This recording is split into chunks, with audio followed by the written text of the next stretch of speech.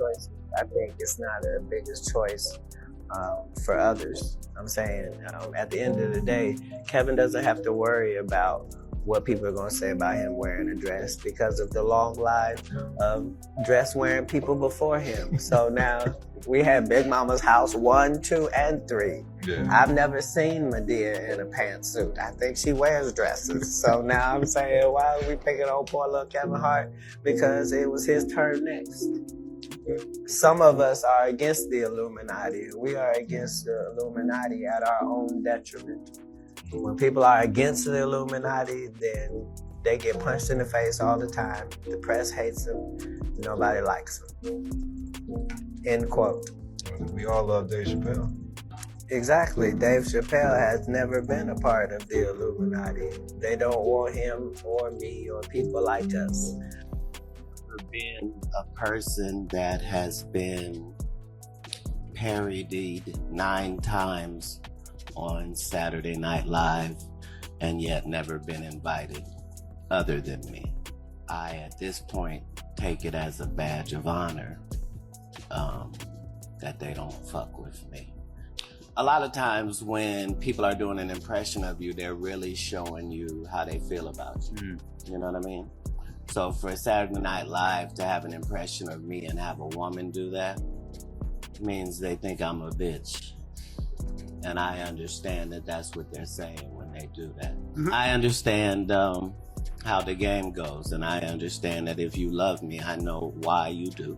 And if you don't with me, I understand why. Word on the street is that Katt Williams has finally said what a lot of folks in the industry have been whispering for years, but never dared to say out loud. And this time, it's about none other than Malcolm-Jamal Warner. Yes, Theo from The Cosby Show. The sweet, low-key, clean reputation child star who somehow just disappeared from Hollywood's radar. But now that he's passed, the timing of it all, and Katt's chilling commentary, has people raising their eyebrows. And baby, when we say this tea is hot, we're talking scalding. Let's rewind. Malcolm-Jamal Warner tragically died on July 20th, 2025, while on a family vacation in Lemon, Costa Rica. He was reportedly swimming with his 8-year-old daughter when a deadly rip current swept them away. Some brave surfers jumped in and managed to save his daughter, but by the time Malcolm was pulled out, it was too late. He was pronounced dead from accidental drowning, and the man who tried to help him was rushed to the hospital in critical condition. The official autopsy said it was all just a freak accident. But you know how sometimes things look a little too neat? Now all of a sudden, everyone is calling him a legend, posting heartfelt tributes, and acting like they adored him all along. Like, really? Because when he was alive, y'all were ghosting him like he didn't exist. He wasn't getting those big Hollywood roles, he wasn't popping up at awards shows, and he sure wasn't on magazine covers. It's giving fake love. And that's exactly what Katt Williams is calling out. Katt, who's been Hollywood's loudest whistleblower lately, has long claimed that if a black man doesn't play the game, he gets pushed out. And when he says a game, we all know what that means. Say yes to the clown roles. Put on the dress. You don't believe to be true, but realized wasn't. Well, as one of the main opponents of the Illuminati, I always wanted to know what information they had that we did. In the blink of an eye. You never know. You never know. So speaking of legacy, what do you hope that your legacy is going to be? There is part of me that I will be able to leave this earth, knowing and people knowing that I was a good person. I spent, so much of the early part of my life listening to being celebrated on one hand, but paying way too much attention to the nation. Things we saw when we pulled up to the beach. Signs in Spanish and English warning people about potentially hazardous conditions. This sign even giving a roadmap for how to escape a rip current. Officials say a dangerous rip current swept away Malcolm-Jamal Warner. The Cosby Show star drowning in secluded paradise on Sunday. What makes that beach so treacherous? You know, it's similar to other beaches where there are strong rip currents that are deceiving. Mike Geist helps run a volunteer lifeguard organization here. He says while no lifeguards were on duty that day, Geist's friend, who happens to be a trained lifeguard, was there to surf and discovered Warner unresponsive in the water. Costa Rica's Red Cross says they were able to rescue another man alive who was taken to a clinic in critical condition. Rica, Jesse, officials say Warner's autopsy is now complete. It was completed this morning, according to authorities, Tom, and they say that it confirmed that Warner's drowning death was, in fact, an accident. Even before conception, we were very clear we were having. And I knew that I needed a girl first to kind of ease me into it, because I have a pretty good idea of what kind of father I would be. Mm-hmm. So I needed a girl to kind of, slow me down and warm, soften me up, if you will.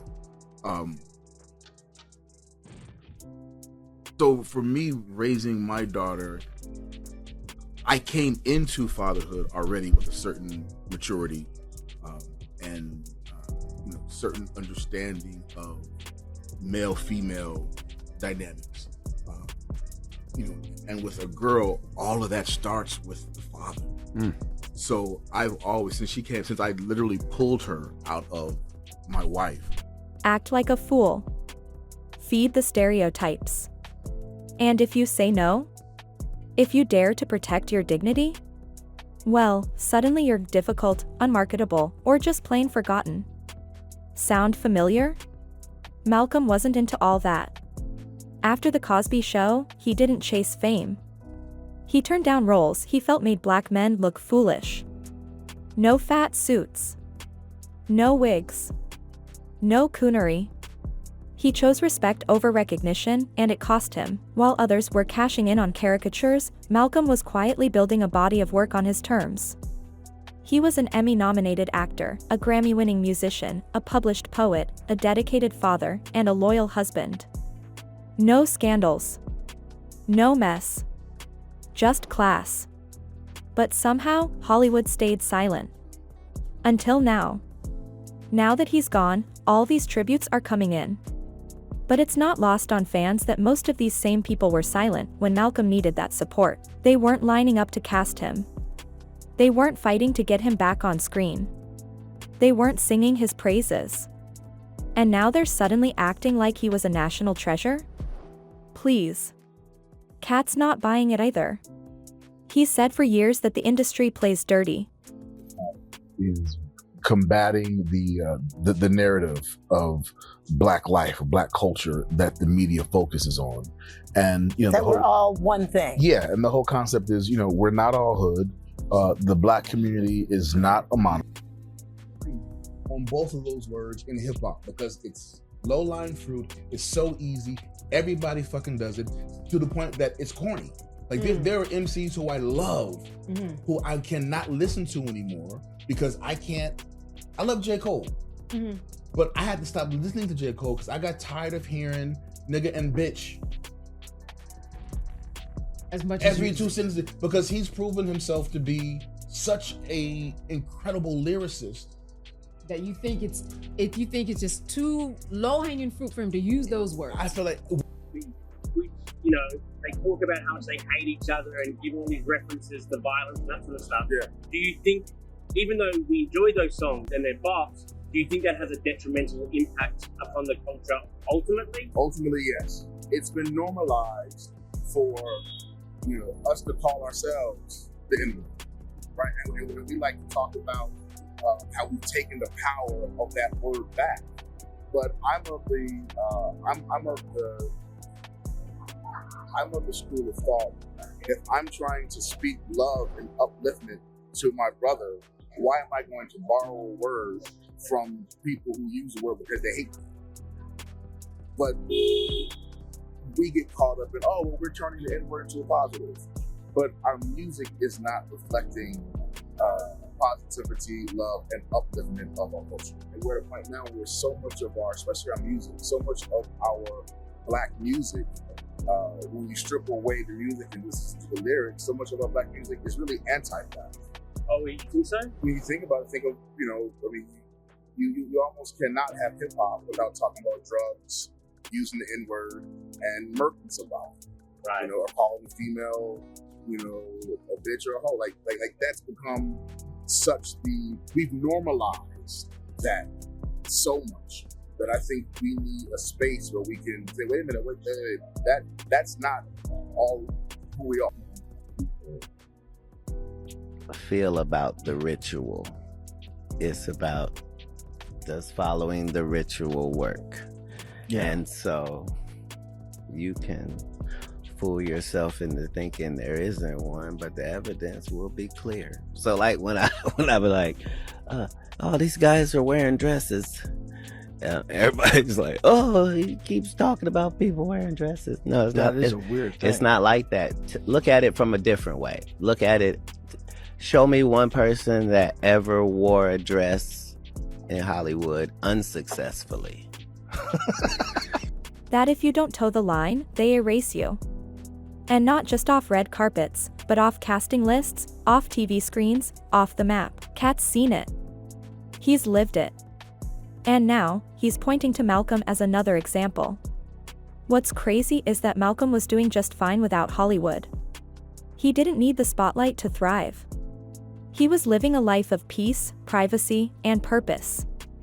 But that only makes his sudden, shocking death all the more tragic and suspicious to some. Especially when you consider how eerily timed the media reaction has been. The same machine that ignored him in life is now building a legacy in death. And Katt? He's connecting dots. Loudly.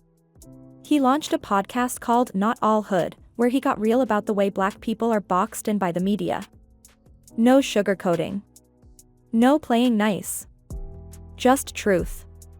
Malcolm used that platform to challenge how Hollywood constantly paints Blackness as one single narrative, usually one filled with trauma, violence, or caricature. But instead of watering himself down to stay relevant, he doubled down on projects with substance. Think documentaries on systemic racism, theater productions about Black history, and thought-provoking conversations that had zero interest in being trendy. And then, boom, in 2021, he dropped an op-ed for the Television Academy that basically lit the industry on fire. Malcolm wrote that white network execs, white writers, white producers, and white directors are still the ones calling the shots when it comes to Black representation. He said even when Black creatives are given a little bit of control, it's usually just an illusion. The stereotypes stay, just dressed up in suits and college degrees. And if you think he only had smoke for Hollywood, think again. Malcolm even took aim at modern rap and hip-hop, saying it had become drenched in misogyny and toxic masculinity. He wasn't afraid to challenge the culture from the inside out. When the whole Kendrick versus Drake beef went viral, most folks just picked sides and threw popcorn. But Malcolm? He used the moment to critique the way hip-hop only gets major coverage when it's about beef, disrespect, or tearing someone down, especially women. You all believe to be true, but realize wasn't. Well, as one of the main opponents of the Illuminati, I always wanted to know what information they had that we didn't. Fragile and in the blink of an eye. You never know. You never know. So speaking of legacy, what do you hope that your legacy is going to be? There is part of me that I will be able to leave this earth, knowing and people knowing that I was a good person. I spent, so much of the early part of my life listening to, being celebrated on one hand, but paying way too much attention to the nation.